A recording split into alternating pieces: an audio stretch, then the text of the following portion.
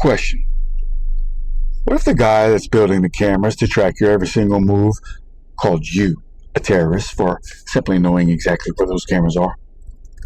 Yeah, it's not hypothetical, guys. That's exactly what's happening right now with Flock cameras.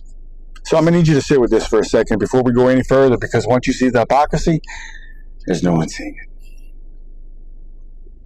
There's an organization called DFlock, who are semi-well known now, I guess, if you're interested in this stuff, who take a fairly aggressive approach in terms of counting the number of cameras and having a Discord channel where they talk about potential, activities to move against Flock and stop it expanding. And then unfortunately there's terroristic organizations like DFlock, whose primary motivation is chaos. They are closer to Antifa than they are anything else. That was Garrett Langley, founder and CEO of Flock Safety, a company that has blanketed this country in AI-powered license plate readers.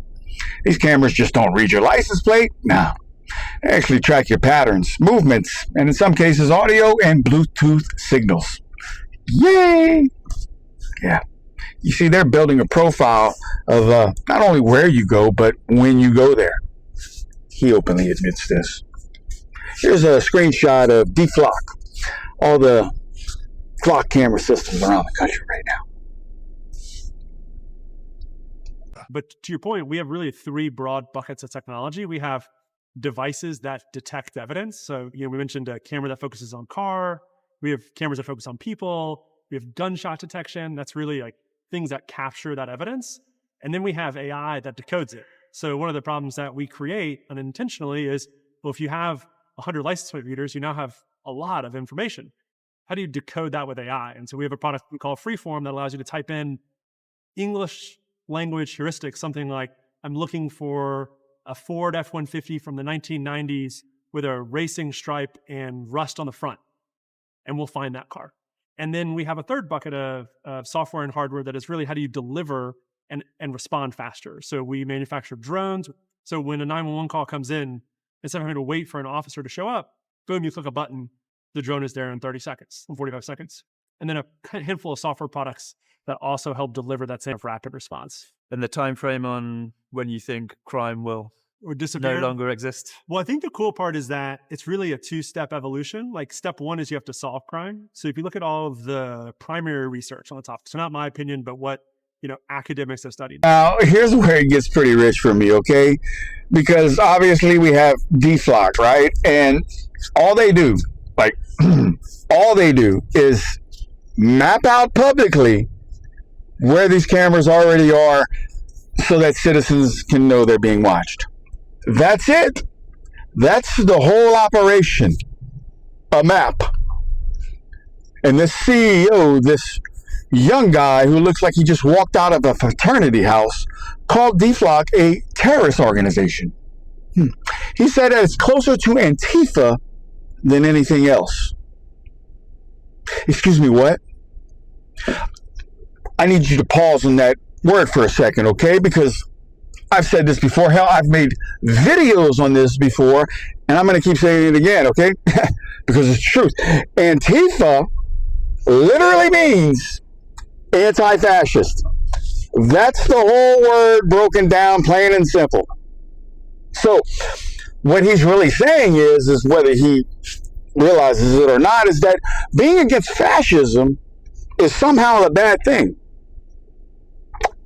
That should bother you no matter what side of the aisle you sit on. I mean, you have a company that surveils your car, your face, your movements, your patterns, right? Without you even consenting to any of it in a meaningful way. Then turns around and calls a group that simply maps these public cameras a terrorist threat. But somehow the actual mass surveillance apparatus is an infringement. Only the people pointing at it are. I think that's ass backwards, if you ask me. Upside down? Yeah. It's the same playbook we've seen before.